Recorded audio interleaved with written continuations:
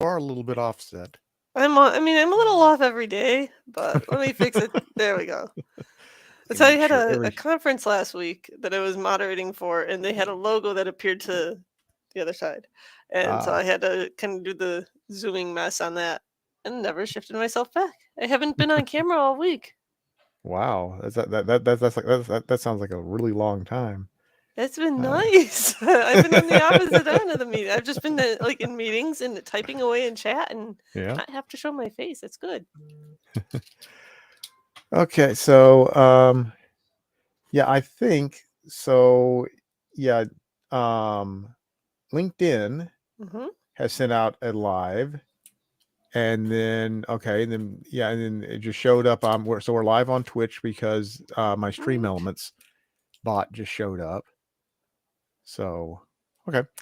We'll see here. So tonight, talking with Sarah Dutkiewicz, also known as the one and only Saduki, from Cleveland, Ohio. I almost say Cleveland, Tennessee, because there's a town over around Chattanooga, I believe, in Tennessee called Cleveland. Yep. And she's going to be our speaker this month at the Memphis Python user group, and going to be talking about securing your credentials for Azure app development. The talk will actually be about a week and a half. It'll be on October the 17th. It'll be at 6 p.m. Central Time. I'll go ahead and post the link here in the chat. It says it can't post to some destinations. I don't know what destinations it can't. Looks like it can't post to LinkedIn. So, but it'll go out over YouTube and Twitch. And then also it's coming up. Did you do that? I did. I think you still have admin access from the other from when we I when we do, were experimenting with this the other apparently. night. I think you still have. Oh boy. Okay, so I guess I trust you a whole lot. Yeah. Uh, okay, so but any rate, the so it'll be 6 p.m. So if you'll go to that link, then you'll be able to RSVP for the Teams meeting because this is an online only event. We're working on finding ways to boost our in-person performance, but since our speaker is virtual, then it works out well. So Sarah, why don't you go ahead and you can probably introduce yourself better than I can. Oh boy. So as Douglas said, my name is Sarah Dutkiewicz, also known as Saduki. I usually go by Saduki in the community name. It started as a couple nickname. I took it when I got married. I took my husband's last name, and so it became the Saduki. Um, so if you're at a conference and you yell Sarah and I don't respond, try Saduki. I'm more likely to respond to that. I've been in the field over 20 years, wide variety of roles, from developer to general consultant. I was in IT for a little bit, then DevOps for a bit, back to teaching. I've run the gamut. Nowadays, I'm working in the instructional areas for 300, 400 level content, doing architectural design for some things. So having a lot of fun. But all throughout my career, I've been a polyglot. Give me C Sharp, give me Python, give me Java. I'll admit it. Give me JavaScript, give me We don't Perl. we don't say And, the J word here. uh, uh, there's another language that we don't talk about, but that PHP that I kind of Oh love my doing in gosh, yes. Azure as well. The the Um, the the the the o- other the P only word.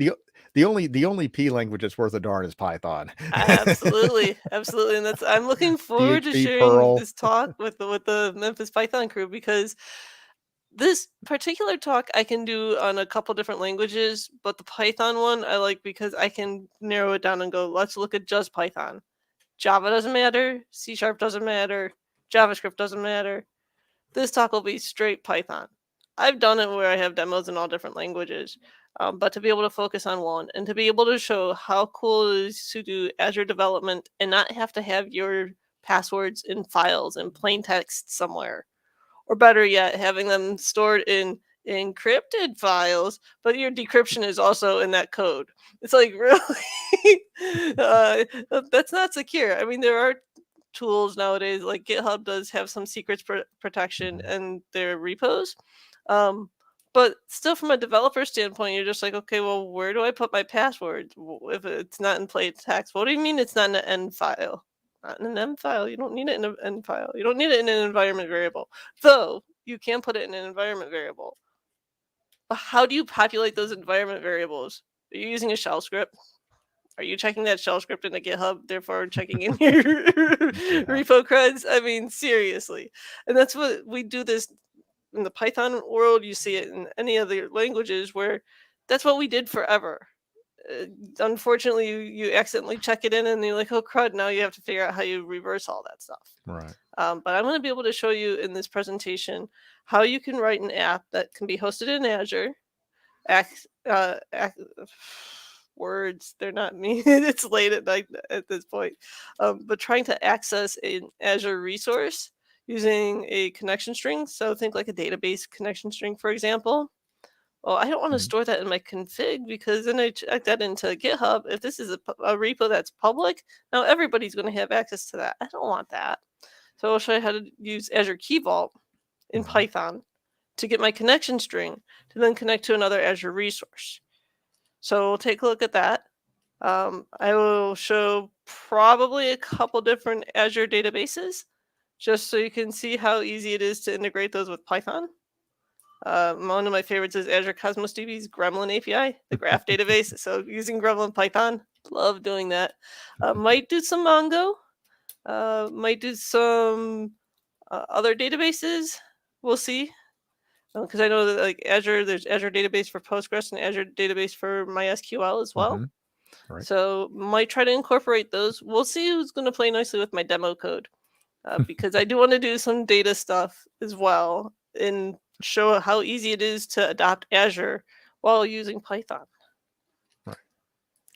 And that's kind of one of the things that I one of the reasons I'm excited to have you here this month is because that's kind of one of my goals is that is to tell people, hey, Python and Azure, they play very well together and not uh so what are some of the other ways that you're using Azure with Python?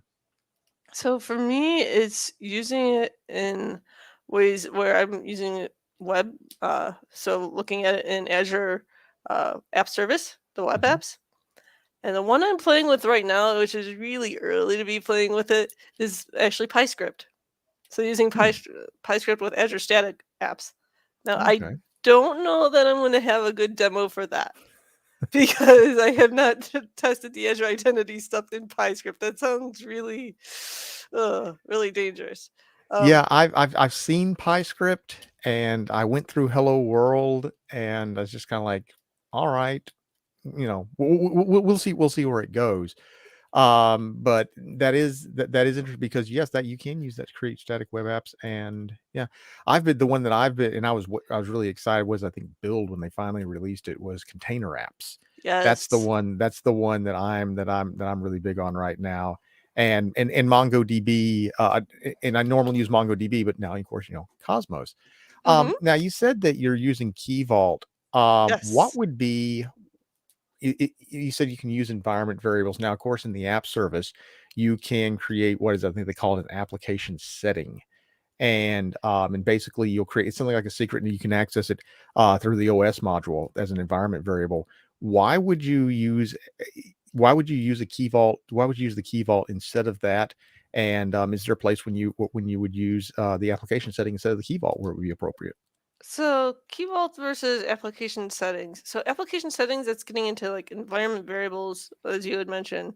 Mhm. Um, so I will show that, and the reason why I'll show that is because there's going to come a time and a place. So the whole heart of my presentation will get into what we call default Azure credential, which is part of the Azure Identity SDK. Mhm. And that's going to be the heart of my presentation is the Azure Identity SDK for Python. You'll learn about default Azure credential. You'll learn about the other one, which is chain token credential. Mhm. I want to show the default Azure credential to show it from a dev perspective of how little work we have to do to get something out of Key Vault. Now, why Key Vault? Key Vault I like because at that point you don't have to worry about how are you going to populate environment variables. You don't have to worry about how are you going to populate your application config variables up on the app service side of things or container app side of things. You just store the values in Key Vault and pull them out as needed. It's a secure data store. It's not expensive. It's a free tier, which is awesome. Mhm. Yep. Makes it easy to adopt. So why Key Vault is because that's where we should be storing our secrets, honestly. we shouldn't be using .m files that we accidentally check into GitHub, because I say accidentally because sometimes you forget to put them in a git ignore file and then you're like, oh god. So without even having to worry about a .m file, uh, what I'm going to show with the default Azure credential is just how you go and run and let it do its thing. I'll show how it happens when it fails and how awesome it shows the chain of the different credentials that it checks. But then I want to show chain token credential, which I haven't shown in this demo. So this talk that I've done before for other languages and such, I've never gotten into chain token credential. I want to do that here with you all for my first time, because I'm excited about showing what it does. So default Azure credential has its own default chain of credentials that it's going to change and check to see how it's going to work. Based on those credentials, it'll determine, okay, let's say, for example, you have uh, so when I talk credentials, let's take it back one step further. I want to be able to access something in Key Vault. So I need to have permission to access that. Well, am I going to use my Azure account to access that? That's a way. In the web app side of things and in the container app side of things, they have these things called managed identities. But the Azure resource has an ID and a password associated with it that's managed under the covers. That we as developers, we don't know what that password is. We can't control that password. That is all system managed. So that's one less password we have to worry about, but one more identity that we can grant access to. So we could say that this managed identity has access to Key Vault to get these secrets. So once again, I have no need for a password there. That's awesome. Passwordless. I'm liking this so far. So we have the managed identities. That's what those are called when they're on the resources. But when we're developing locally, we aren't managed identities. We have to use something called service principals, possibly. Service principals, think of it as a combination of an ID and a password. Those we usually would store in an environment variable. There are called out environment variables that the system looks for, like specifically named ones. So I point that out in the presentation. And I'll show you how we can set up the environment variables that way, just in case environment variables are your thing. But then in chain token credential, what I show you there is how you can build your own credential chain. So I have a demo that I show with managed identity, VS Code, Azure CLI. So it's going to check first, is there a managed identity? If so, use that. Otherwise, check to see, is there a VS Code credential? Why do I use VS Code credentials? Because that's what I'm using to show the code. And then finally, I will show from there, okay, let's look at Azure CLI. In fact, you know what? Let me share my screen. And while you're pulling up your screen, just our good friend Chad Green from Louisville has popped in. So hey, how you doing, Chad? Hey, Chad. And okay, so now let me see if I can remember how to get this so that you can share your. No, I see where it's at. It took me a minute to see. Okay, yeah. Oh, yeah. You've got admin control on my account still, so you can do whatever you want. Why am I here? Why are you here? No, somebody's got to host this mess. All right, so this is my Visual Studio Code, and I use a solarized theme for presentation purposes because dark mode kills me. But you can see we'll get into some Key Vault secrets. And here's OS environment. So this, I'm just using an environment variable on my local machine. But if we were to push this up on the server, this could pull from that configuration, the application configuration section you were talking about. I'm not going to show my Azure right now just because subscription IDs and secrets that I don't want to expose. But this stuff I can show. And you can see this code. This code will all be available in a GitHub repo. And I will share that when we do the presentation. But you can see here, there's a managed identity credential, a Visual Studio Code credential. I don't have my default Azure credential in here. It's commented out because I wanted to show the chain token and what that works with. I do have a Azure CLI credential object created, but it is not in my chain token credential. So right now I have code that is going out to my Key Vault and is looking for a key that's got the name secret password. Because let's see what Sarah's secret password is today. And it'll tell you what my password is. Now, right now, you know what? Let's do this. I'm going to clear. Now let's rerun my get passwords. You'll see that it fails. What's nice with this whole credential thing is it tells you the credentials that it's trying in the order that it's trying them. So I have a special credential token chain here, this chain token credential, where it's going to check manage identity, VS Code credential, and neither of my credentials have access to my key vault. So there's that fail right now. Oh, there's our friend Sean too. Hello, Sean. Hello. Hello, Sean. Hello, Chad. So I yeah, was muted. Sorry, there's our yeah, there's Sean. I don't know what the first two characters of his message mean, but high five, dude. yeah. Hey, okay. So yeah, so my Visual Studio Code credential does not have access. My Manage Identity credential does not have access. Now I am logged in at the CLI, so I can add my CLI credential here. Yeah, it's a person waving. I'll save that. And then I will come back down to my terminal and run it. Oh no, you can now see my secret password this is not my password. That's actually more secure than my default password. So, so this is the I'm not, well, why not? Because I never use it on anything secure.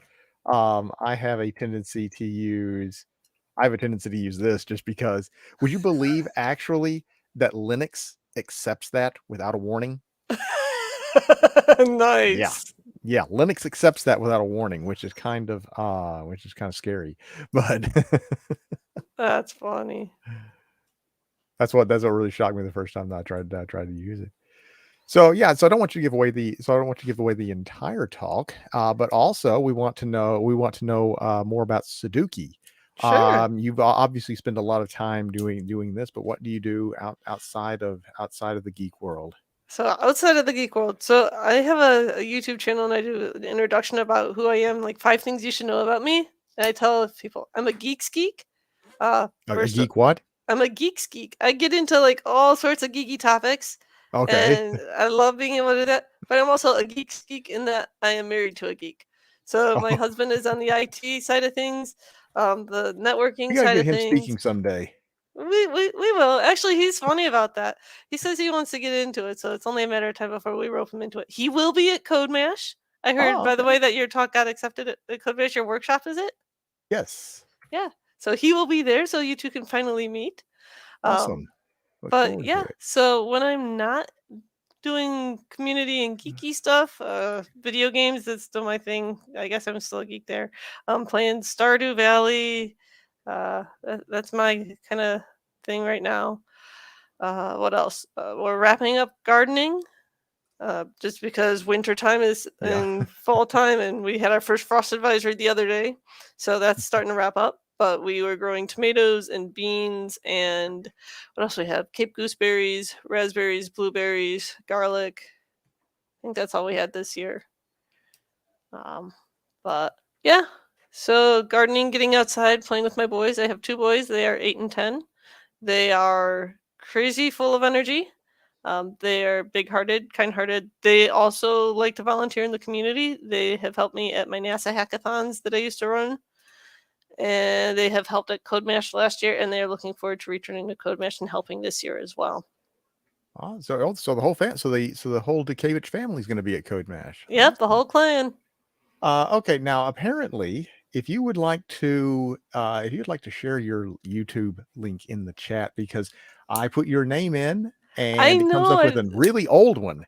I don't that have only has 19 subscribers, and I put in Sudoku and it came back with nothing. I know. I need my channel to actually I need subscribers. I'm only at 25 subscribers right now. Oh, okay. Well, the one that I found only has 19, so you're doing better than me.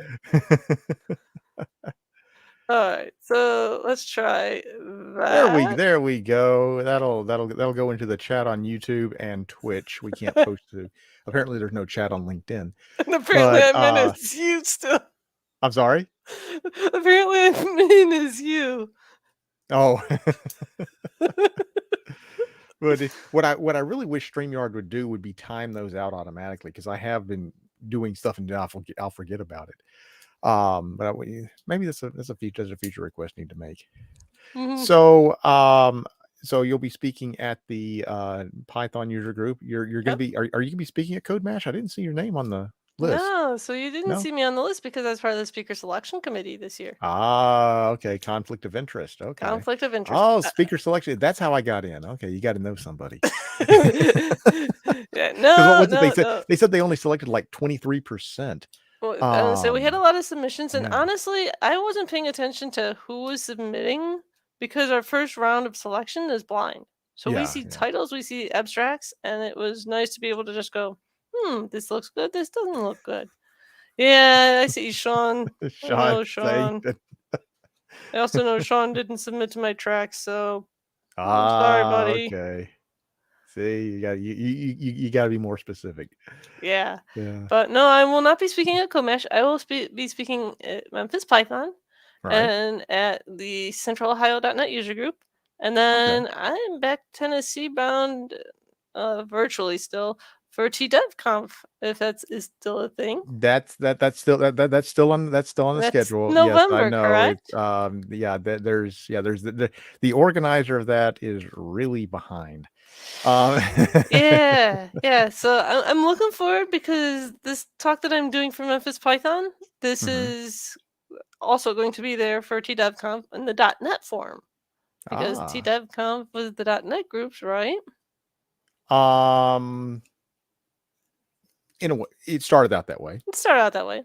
So I was planning on doing just the .NET edition, but if it is all different languages, That's then I may do. polyglot. No, we are no, we are polyglots. Well, So, then I will have the yeah, polyglot version of this talk. And okay, it's that one of those works. that I love this talk because the SDK comes in the 4 different languages. So that's the Python, the C Sharp, Java, and JavaScript. So knowing that those SDKs are out there, I can apply it across all the languages. Python. So when I did this talk at CodePalooza, and Python Mhm. was the reason why I got to show the credential chain failing. It Oh, was okay. awesome because the output was very clear to see. So Apparently, Sean thinks that you can be bribed, or some people can not be candy. bribed, sneaking I candy cannot be in with bribed. his Sorry, talk guys. submissions. You guys all know me in the community as I'm like the voice of reason. I'm the voice of logic. I'm like, really? Just And how did I no. get if you're the voice of reason, how did I get in? Especially with a workshop. But Again, you probably weren't in in my tracks either. okay, then okay. Yeah, because that's one of Uh, those. I'm just like, yeah, nope, yep, nope. Sorry, guys. I have a lot of friends in the community, and there were a lot of people who got caught in the cut. So I yeah, apologize ahead of I was time. shocked. Yeah. Um, but, okay, so is there anything else that you'd like to I don't know why my mic is having a problem tonight. Anything else you'd like to leave us with this evening? If there are any features of Azure that you all want to see, like how do we incorporate this in the Python side of things, let me know because I'll be able to incorporate some stuff into my uh, demos. My demos actually have a lot of room to grow between now and then, even though that's what 12 days away. Yeah, 12 days away. Um, I am excited to see. I have a bunch of adventures I can take you on, but if there are other adventures you'd like to go on, that you're like, I really want to go down this path and see blah, let me know. So I have the Azure Container Apps. Azure Web Apps will also be there because that is my favorite one. And, hmm, that's interesting. What's that? I was trying to put your Twitter up there, and it would not post to Twitch. It says an error occurred. Maybe Oh, because it's got an @ sign in it, I don't know. maybe. Hmm, I okay, am well Saduki over on Twitch too. I just yes, don't yeah, stream okay, regularly. and also we'll say, yeah, so you're just Sudoku everywhere. I am pretty Um, much Saduki everywhere. LinkedIn. LinkedIn is linkedin.com/in/Saduki. really? Yeah. So I pro do you by any chance do you own Sudoku.com? Yes. Yeah, I'm sure. I I was like, have for there a very it's like long I can't time. see that you don't own that. I am Do you own the Saduki.com. .net and .org and .xyz? And Oh, not all of them. okay. Hi, my name is Saduki, and I had a problem where I used to own a lot of domains, and then I would buy domains and buy more domains, and things just never happened. It was awful. So no, And then forgot that you put them on auto renew. I've been there. yeah. Yeah, I've done that. I have come off of that, but at the same time, I think I am down to 30 something domains from Oh, 80, so really? I'll be okay. I'm Let me see recovering. here. I think I'm not quite that bad. Yes, that's true. I'm not quite that bad. I think I'm about 14 or 15. So, but I did recently, I recently, but this year I let a number of them expire. Buying too many, Yes. buying too many domains is like having a gym membership and never going. That, Hey, I I, feel like I've been called out on that. Thanks, Sean. well, the thing is that so many times I'll buy a domain, like I bought one the other day that I will never use. I bought it just because, first of all, it was $1.80. I think it was Mhm. $1.80, and it was just the it was just a cool. It was just such a cool. It was such a cool domain. Um, even worse, even worse is when a great idea comes at a bar. Great. We well, I think I already told Chad about this, is that we had that moment at Code Palooza, Uh-huh. and I forget who was I was talking to. However, we came up with the idea of, and this is what this is, we haven't come with the idea of, husband, wife, boyfriend, girlfriend, engaged Yeah. partners, whatever. Um, giving co-presenting, and we were going to call it co-ed palooza or co-ed conf. Okay. Yeah, I Yeah, know, I know. yeah. I have purchased several domains after a couple of drinks. We probably don't need to. We probably don't need to. We probably don't need to explore that any further. Um, Oh, the domains. yes, I know. There should. That's what we should have a conference about that.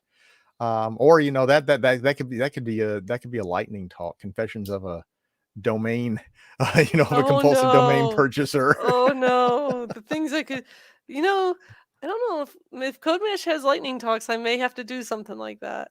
That could be, well, you have to give me credit because I gave you the idea. Uh-huh, uh-huh. And this is being recorded, so we've got the recording to prove it. Exactly. I mean, and I've already told you, we've already agreed we're not editing anything out. Oh, Um, yeah, that's too much except work. when my mic does that. What is the problem? I haven't done anything to it anyway. So yeah. Well, Ooh, okay. It looks like okay. It looks like people are beginning to fall off. We had 3 and now we only have 1. So maybe that's a sign that we've gone too long, I or think maybe, that's or, maybe or you're we've ready gone for, just right. or maybe so. Maybe we've gone just long enough.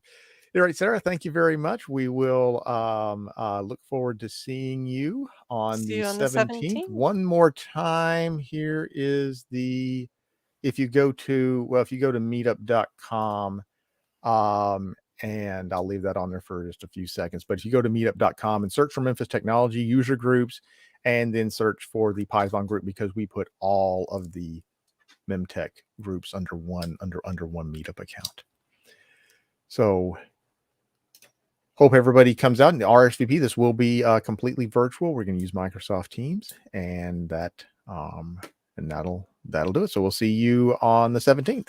See you all there. All right. Thanks a lot, Sarah. All right. Bye. All right. Bye.